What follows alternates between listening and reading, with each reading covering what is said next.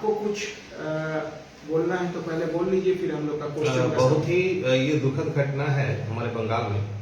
बार बार इस तरह का घटना घट रहा है, कभी हिंदू मुस्लिम तो कभी वोट को लेके इस तरह से गंदापनी। कल जो घटा ये बहुत बड़ा निंदनीय विषय है, लेकिन ये जो आलोचक आलोचना कर रहे हैं माननीय मुख्यमंत्री जी को लेके कि उन्होंने फाइल छीना, तो कोई बोल रहा है कि ईडी सीबीआई ने रेड लगाया, रेड किया तो उस पर इनका दखल अंदाजी करना उचित नहीं था।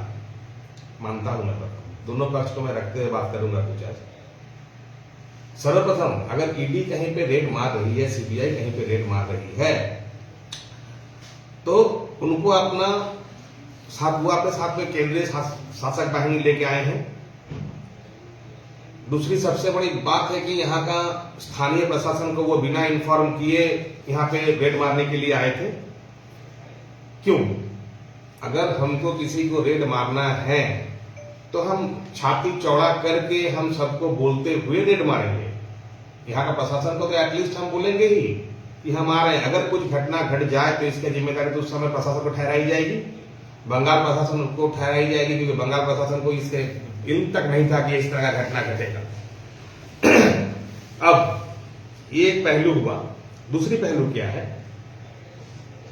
ईडी सीबीआई का कहना है कि शक्तिपूर्वक माननीय ने उनसे सारा फाइल छीन लिया। इसका मतलब वो निहत्था आए थे, बिना गार्ड के आए थे, बिना केंद्रीय बाहिनी के आए थे। अगर केंद्रीय बाहिनी के साथ आए थे तो केंद्रीय बाहिनी ने फिर अपना अलग से फोर्स क्यों नहीं मंगवा लिया? जबकि माननीय ने बोला कि मैं आ रहा हूं, तब तक उसका प्रतीक्षा किया गया कब तक माननीय वहां तक पहुंचेगी। तब तक कोई एक्स्ट्रा फोर्स वहां नहीं पहुंचा, या एक्स्ट्रा फोर्स को इन्फॉर्म नहीं किया गया कि हमारे पास आ जाए, या तब तक जब तक नहीं ये घटना घटी तब तक किसी स्थानीय प्रशासन को भी इंफॉर्मेशन नहीं दिया गया। क्या बंगाल का स्थानीय प्रशासन को आप लोग मान्यता नहीं देते हैं? क्या आप लोग को लगा कि बंगाल का स्थानीय प्रशासन को अगर ये रिपोर्ट करते हुए आप लोग आइएगा तो क्या माननीय तक खबर पहुंच जाएगी? नहीं। अगर इसको दोनों पहलू देखा जाए, अगर आप घर का कप्तान हैं, आप घर को चला रहे हैं, आपका बेटा का कमरा में अगर कोई घुस जाए, आपका बेटी के कमरा में अगर कोई घुस जाए और मैंने विदाउट एनी प्रायर परमिशन, तो आप एज ए कैप्टन आपको वहां पे जाना ही पड़ेगा। क्या बात है, देखना ही पड़ेगा। ये हला अलग बात है कि सारा फाइल इकट्ठा एक साथ था, कोई ढूंढने की जरूरत नहीं थी। ऐसा लगा कि मतलब कोई जादू हुआ, ममता दी गई और उनको एक साथ सारा फाइल और जितने भी मोबाइल सारा चीज वहां पे इकट्ठा उनके हाथ पे दे दिया गया। इस तरह का लगा, घटना इस तरीके से लगा। कितना समय लगा था हमारे माननीय को अंदर घुस के बाहर निकलने में? 10 मिनट, 15 मिनट। इतना देर में ये सारा तत्व उनका हाथ में इतना सुंदर माने रूप से उनको लेके वो निकल गए। ईडी सीबीआई का कहना है कि सारा तत्व होकर निकल गए लेके, मतलब वो तत्व पूरा रेडी था, एक जगह में ही था। सुबह 7 बजे से 11 बजे तक ये लोग तत्व को एक जगह किए, और इतना एक इंपॉर्टेंट तत्व जो है उनको इनके हाथ में सुपुर्द कर दिए। अगर सिस्टम बोलता है अगर कहीं हम रेड मार रहे हैं तो उनका जो मेन चीफ होंगे उनके आदेश अनुसार ही कोई अंदर घुस सकते हैं, आदेश अनुसार ही कोई बाहर निकल सकता है। तो ये किनका आदेश फॉलो किया जा रहा था? अगर हम अपने यहाँ के मुख्यमंत्री माननीय ममता बनर्जी को दोष दे रहे हैं तो हमारा केंद्रीय बाहिनी भी दोषी है, ईडी सीबीआई भी दोषी है। ये तो चर्चा के विषय है ही, और ये सभी को आज भाजपा को भी बोलने का मौका मिल गया है, कांग्रेस को भी बोलने का मौका मिल गया है। चलिए, अच्छा राजीव अलग में जी हम लोग को कुछ क्वेश्चन है आपको पास, ताकि आप क्या सोच रहे हैं जो वर्तमान परिस्थिति में अचानक जो केस हुआ, मेरे ख्याल से आप भी सहमत होंगे, जो 2022 का ये केस आईपैक नहीं 2022 का ये कैला चोरी का केस में जिसके लिए आईपैक का पास आए थे ईडी वाला, तो आपको क्या लग रहा है जे 2022, 2023, 2024, 2025 इसमें टाइम नहीं हुआ तो 2026 का शुरुआत में क्यों ईडी वाला लोग आया? ये बहुत ही मैंने ये बच्चा वाला बात है। ये सब थोड़ा चीज 26 में है इलेक्शन, तो केंद्रीय सरकार चाह रही है कि चारों तरफ से घेरे, उनका बहुत सारा एजेंसी है। और सबसे मैंने बड़ी बात यह है कि वो चाह रहे हैं कि अपने पंच तत्वों से उनको घेर रहे हैं, हमारे माननीय को पंच तत्वों से घेर रहे हैं। जैसे एक हो गया इलेक्शन कमीशन, दूसरी हो गई एनआईए, तीसरा हो गया ईडी, सीबीआई और एसआईआर, अभी एसआईआर, जिसमें वयस्क, वृद्धा और 18 साल के ऊपर के जितने भी लोग हैं मैक्सिमम, जो पेशेंट हैं, 98 साल की औरत, बूढ़े लोग जो पेशेंट भी हैं, सबको दौड़ा रहे हैं। और अंत में जब कुछ नहीं हो रहा तो बीएलओ का गलती ठहरा दिया जा रहा है। सभी का नाम रहते हुए आप थर्ड टाइम हमारे टीएमसी के ही ये हैं सांसद है देव, अभिनेता भी हैं वो, उनको भी एसआईआर का नोटिस मिला है कि उनका ऐसा है। ठीक है, तो इलेक्शन कमीशन 3 टाइम्स उनको जब एमपी के लिए नॉमिनेशन दिया गया तो इलेक्शन कमीशन ने उनका पूरा ब्यौरा चेक नहीं किया कि वो पाकिस्तानी है, बांग्लादेशी है, इंग्लैंड से आए हैं, अभी क्यों? और अगर हुआ भी तो बहुत माने दर्द भरी कहानी और बहुत दुखता के साथ मुझे बोलना पड़ रहा है कि एक सांसद को, थर्ड टाइम सांसद चुना गया सांसद को भी एसआईआर का कतार में खड़ा कर दिया गया है। यही नहीं, हमारे जो अमर्त्य सेन है, जिनको हमारा राष्ट्रीय पुरस्कार मिला है पॉवर्टी ऑफ इंडिया का, वो जो लिखे थे पॉवर्टी ऑफ इंडिया, उसके ऊपर में उनको एक राष्ट्रीय पुरस्कार भी मिला हुआ, नोबेल पुरस्कार भी मिला हुआ है, उनका भी एसआईआर पे उनको भी बुलावा कर दिया गया है। ये बहुत ही दुखद घटना है और हो रही है। केंद्र से इस तरह का हर एजेंसियों को दे के दबाव बनाया जा रहा है कि हमारा मुख्यमंत्री पर दबाव पड़े और ये टीएमसी हटके। मैं कोई पार्टी से नहीं हूं, मैं फिर से हाथ जोड़ के सबसे विनती कर रहा हूं कि मुझे ये ना समझे कि मैं कोई पार्टी की तरफ से बोल रहा हूं। फिलहाल मैं मानवाधिकार तरफ से बोल रहा हूं। तो मानवाधिकार के हिसाब से जो हम लोग का कल हनन हुआ है, इसका कोर्ट फैसला ले सकती है, लेकिन कोर्ट में ईडी पहुंचे तब तो। पहला एफआईआर हमारे माननीय मुख्यमंत्री ममता बनर्जी और हमारा स्थानीय पुलिस, पश्चिम बंगाल के पुलिस के द्वारा किया गया है। अभी तक ईडी नहीं पहुंचा है कोर्ट पे। ईडी की तरफ से कोई एफआईआर दायर नहीं हुआ है या काउंटर फाइल नहीं हुआ है। क्यों? राजीव जी, एक क्वेश्चन जी, जो पूरा दुनिया अभी सोच रहा है, और आपको क्या राय है, जो ईडी ने कल विदाउट नोटिस में आईपैक का जो मेन हेड है उसका घर गए, उसके बाद सेक्टर 5 में भी चालू हुआ है,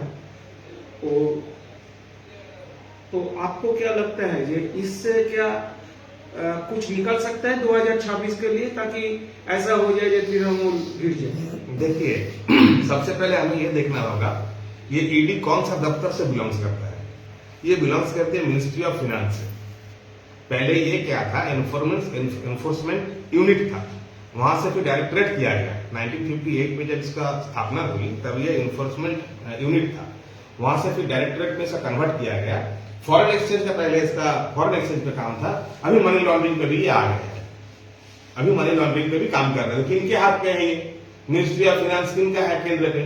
जाहिर सा बात है, तो उनके बात पे ही ये चल रहे हैं ईडी सीबीआई वाले। काहे कोई भाजपा नेता के घर में ईडी सीबीआई का रेट नहीं पड़ता है? काहे कोई भाजपा नेता के घर से हजार करोड़, सब क्या एकदम सब कोई संत है? ऐसा तो नहीं हो सकता है।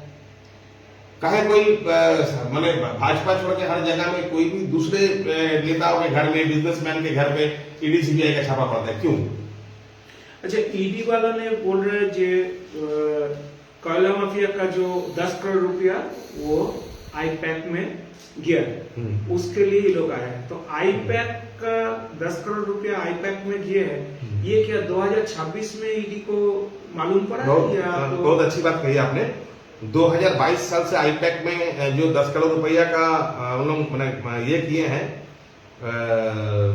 मनी लॉन्ड्रिंग किए हैं, 2022 से 2026 तक उन्होंने पैसा कुछ तरह से रखा है कि आइए भैया ईडी सीबीआई जाके पकड़ के ले जाइए हमको।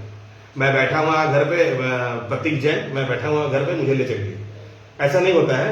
अगर आपके पास उस तरीका का क्लूज है कि अगर ये मनी लॉन्ड्रिंग किए हैं तो किसके साथ किए हैं, ये आपके पास प्रमाण होगा।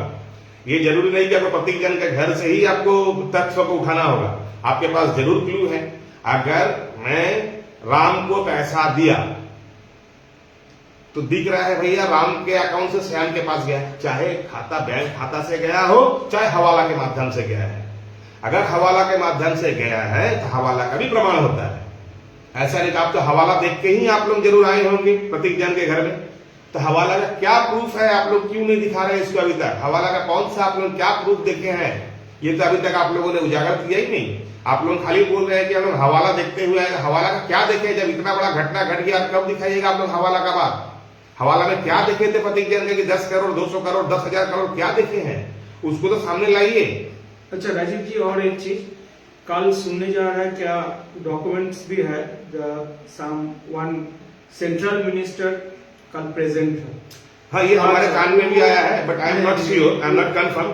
जेपी नड्डा जी जिस जगह ये पहली घटना घटी उससे कुछ 100 मीटर के दूरी में ही उनका कुछ मीटिंग चल रहा है, कोई होटल में ठहरे थे, कुछ उनका अपना।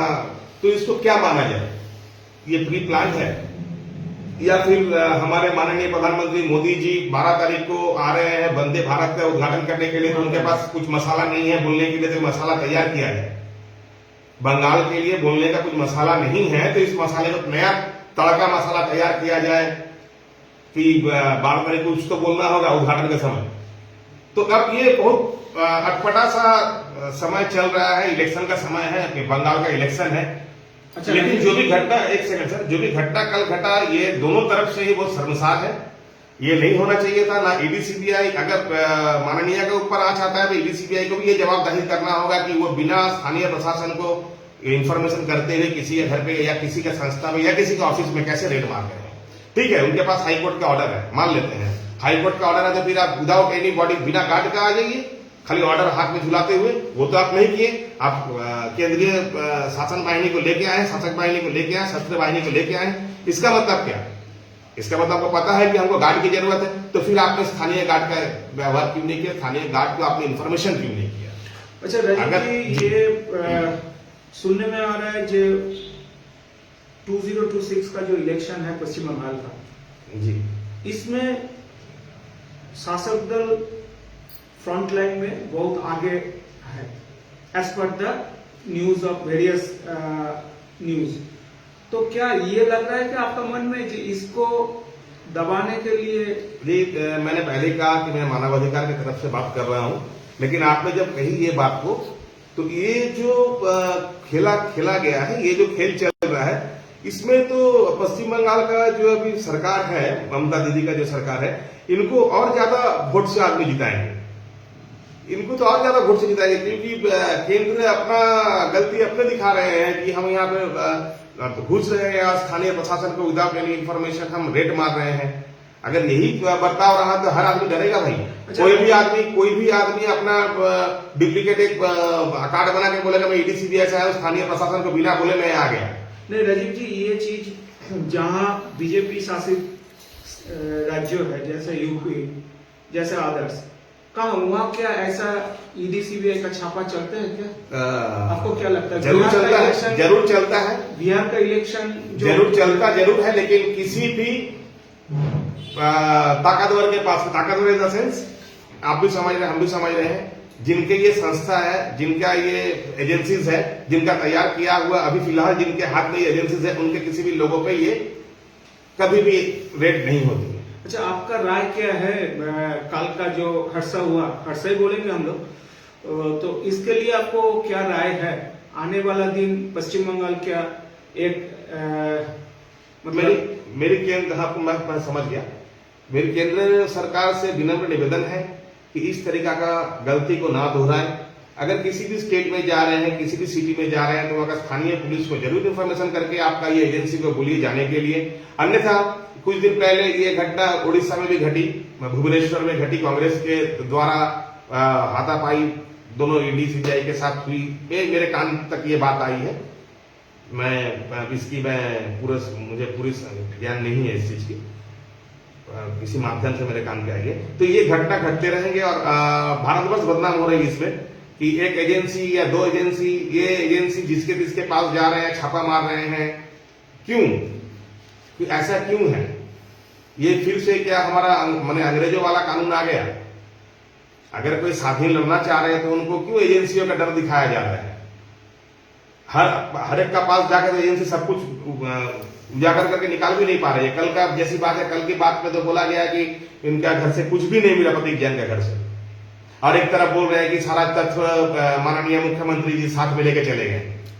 अगर सारा तथ्य माननीय मुख्यमंत्री जी साथ में लेके चले गए तो फिर इन लोग 2 घंटा 3 घंटा तक कौन सा तत्व अपने पास रखे हैं, या इसको आप लोग पास आउट क्यों नहीं किए?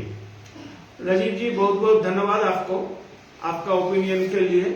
और आप लोग अभी राजीव जी का पास आया था क्योंकि वो सर, आपका नाम और डेजिग्नेशन हमें बताओ। मैं राजीव चटर्जी, मैं स्टेट सेक्रेटरी हूँ पश्चिम बंगाल का, राष्ट्रीय मानवाधिकार नए आयोग से हूँ। और बाकी तो हर जगह तो मुझे अच्छा ही लगता है कि बार बार मैं न्यूज के सामने और रूबरू हूँ, लेकिन कुछ कुछ ऐसी घटना घट जाती है जिस कारण मुझे आना पड़ता है। और देखिए इसका क्या फैसला